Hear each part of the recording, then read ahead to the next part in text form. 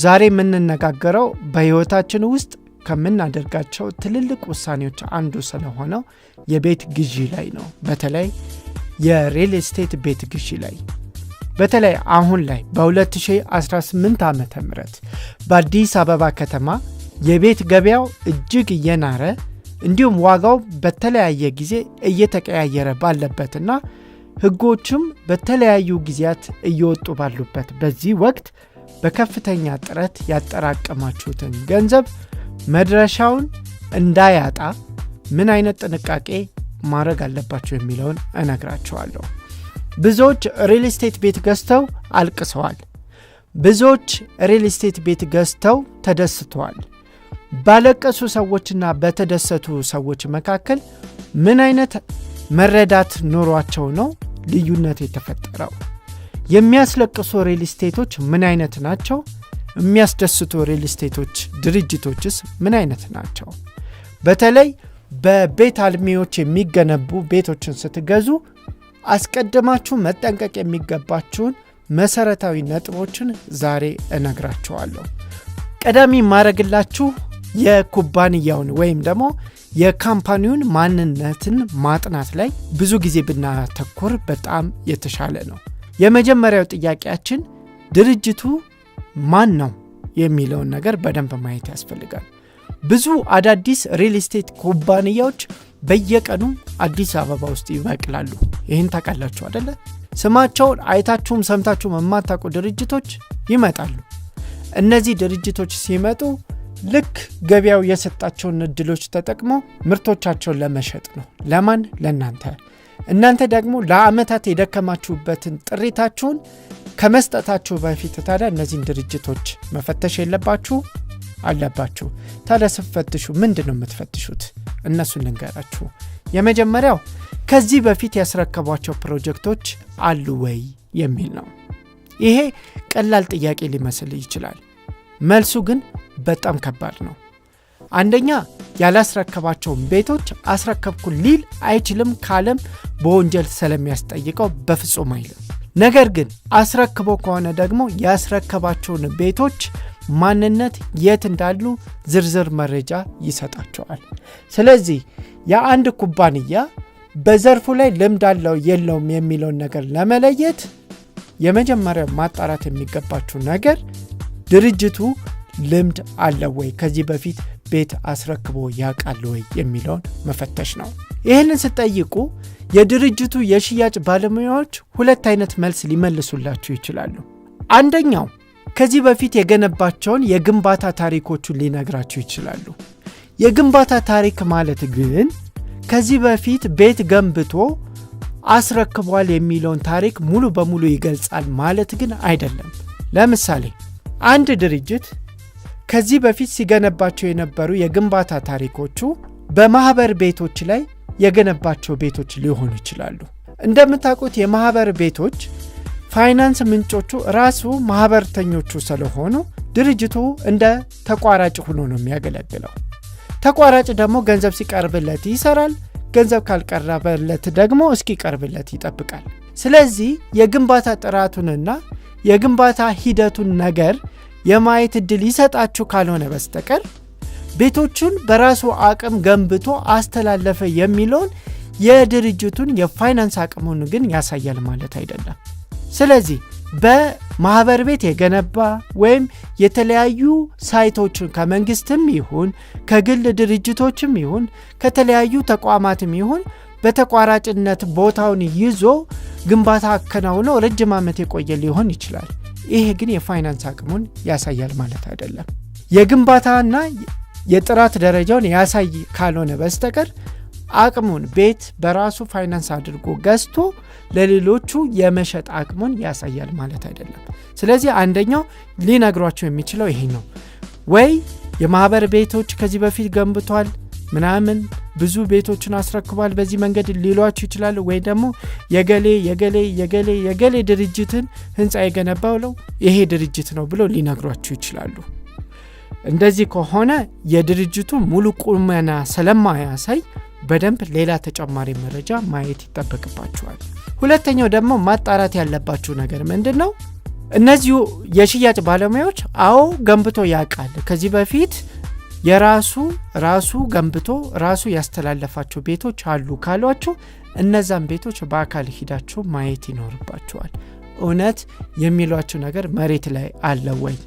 ከቻላችሁ እንደውም የገዙትን ሰዎች ማነጋገር ብትችሉ። ምክንያቱም ስንት አልቅሰው ነው ቤቱን የተረከቡት። ይሄኔ እኮ በብዙ ክርክር በፍርድ ቤት በምናምን ቤቱን ተረክቦ ሊሆን ይችላል።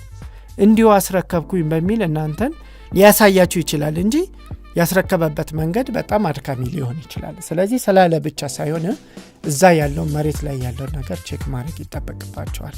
ግልጽ ነው። ሌላው ደግሞ በገባው ውል መሰረት በወቅቱ ያስረክባሉ ወይስ በአመቱ ቀጠሮ እንደዚሁ በየጊዜው ያስፋፋሉ? ውላቸው ላይ የሚያስቀምጡት ነገር በጣም መሰረታዊ ነው። ውሉ ለማን ነው የሚያደላው?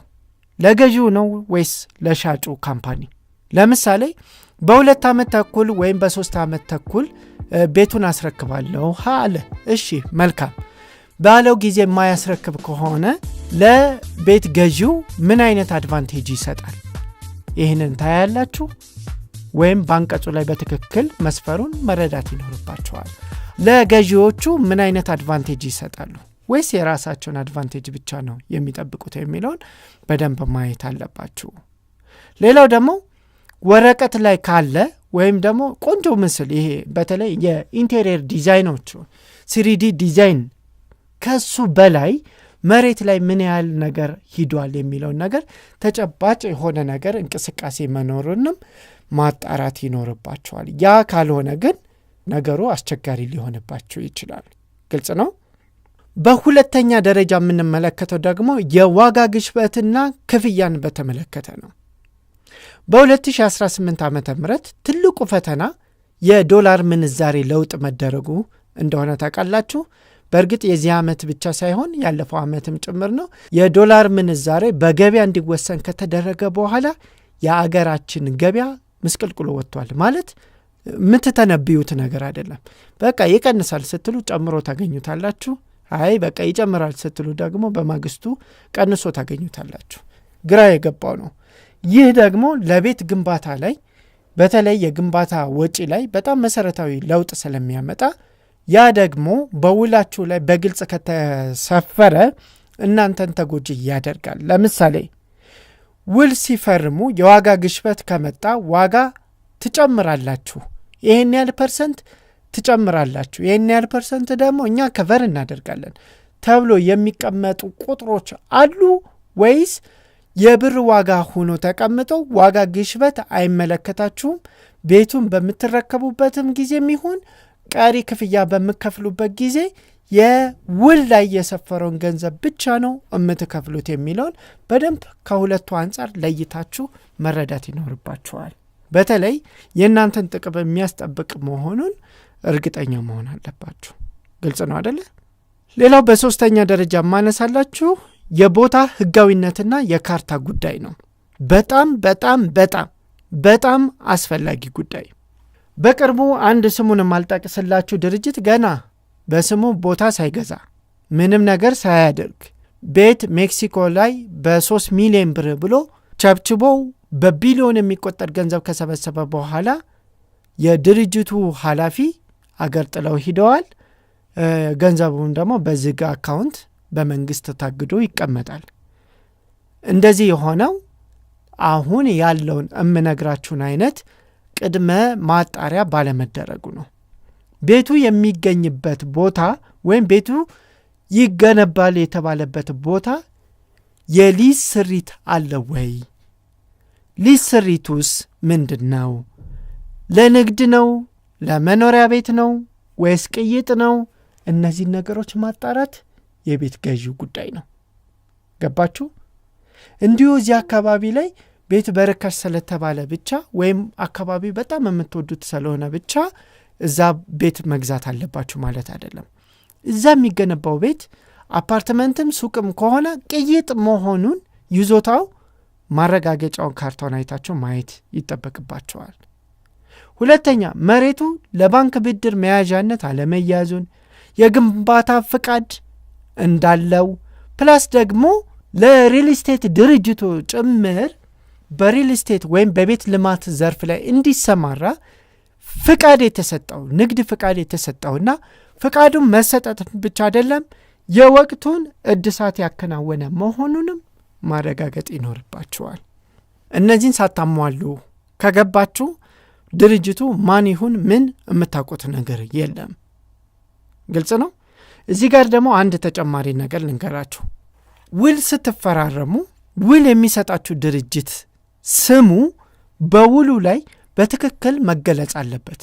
ደረሰኝ የምትቆርጡለት ድርጅት ስምና ውል የሰጣችሁ ስም ተመሳሳይ መሆን አለበት። ለምሳሌ የሪል ስቴቱ ስም ሚስተር ኤክስ ወይም ደግሞ ቢ የተባለ ስም ሊኖረው ይችላል። ውሉ ላይ ግን ኤፍ ሆኖ ሊመጣ ይችላል። ኤፍ ሆኖ ደረሰኝ ሲቆረጥላችሁ ግን በጂ ከሆነ ችግር አለ ማለት ገባችሁ? ስለዚህ የሪል ስቴቱ ድርጅት ስም ሌላ፣ ሰነድ ስትፈራረሙ ሰነዱ ላይ የሚሰፍረው ደግሞ ባለመብትና ከሳሽ ወይም ደግሞ ተጠያቂ የሚሆነው አካል ደግሞ ሌላ።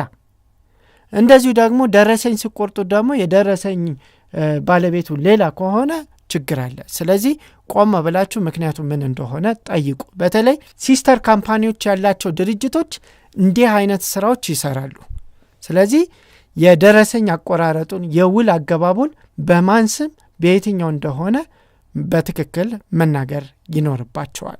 ግልጽ ነው አይደለ? አሁን ለምሳሌ አያት ሪል ስቴት ከሆነ አያት ሪል ስቴት ነው ማለት ያለበት ሰነዱ፣ የውሉም ደረሰኙም። ጊፍትም ካለ ጊፍት፣ ፕሉቶም ካለ ፕሉቶ፣ ኖህም ካለ ኖህ። እንዲህ ተመሳሳይ ነው እንጂ ውሉ ሌላ የካምፓኒው ስም ሌላ ምናምን ከሆነ በደንብ ከሌላው ጊዜ በተለየ ሁኔታ ያንን ቤት ቆም ብላችሁ በደንብ ማጥናት ይጠበቅባችኋል። ግልጽ ነው አይደል? በአራተኛ ደረጃ የምነግራችሁ መሰረተ ልማትና የአካባቢውን ሁኔታ እንደገና ማየት ይኖርባችኋል። ቆንጆ ቤት ብቻ ማየት አይበቃም።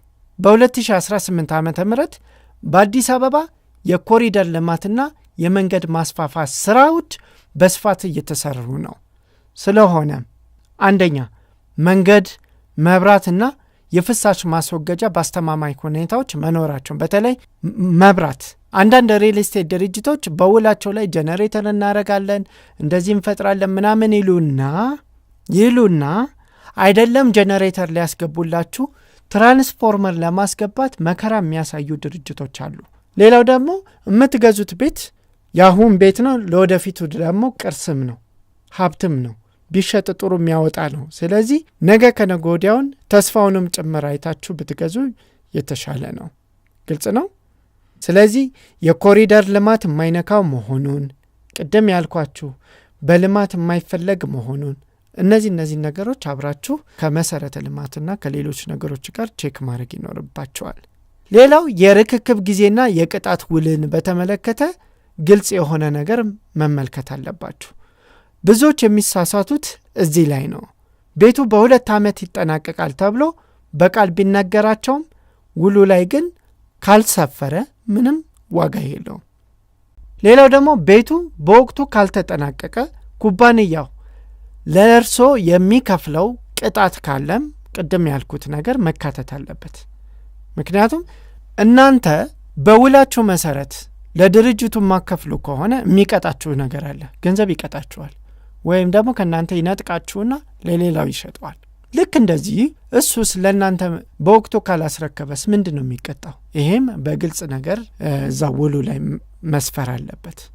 በአጠቃላይ ቤት መግዛት ትልቅ ደስታ የሚፈጥር ቢሆንም የቤት ስራዎችን ካልሰሩት ግን ትልቅ የራስ ምታት ሊያመጣ ስለሚችል አስቀድማችሁ ቤት ከመግዛታችሁ በፊት የንግድ ህጎችን እንደዚሁም በሪል ስቴት ዘርፍ ላይ የወጡ ህጎችን አንብባችሁ ከዛ በኋላ ውሉን ደግማችሁ በደንብ አይታችሁ ብትገዙ በጣም ጥሩ እንደሆነ ይሰማኛል።